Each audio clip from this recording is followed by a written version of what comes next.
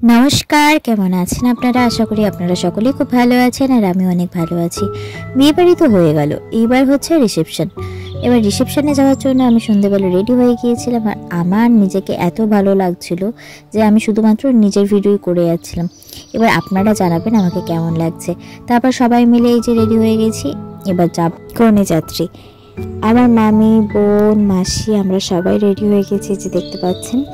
তো আবার আমাদের হাতে দিয়ে দেওয়া হলো তত্ত্ব। অনেক কটা তত্ত্ব ছিল, সবাইকেই তত্ত্ব নিতে হয়েছিল, আমার হাতেও তত্ত্ব ছিল।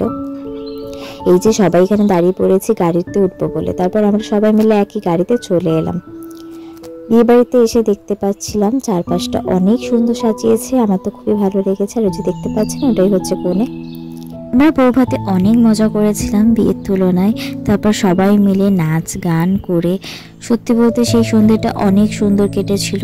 আমরা খেয়ে নিয়েছিলাম স্টার্টারে পকোড়া, আর এসে বাচ্চা দেখতে পাচ্ছেন একে এত ভালো লাগে, আমারও প্রচুর কিউট।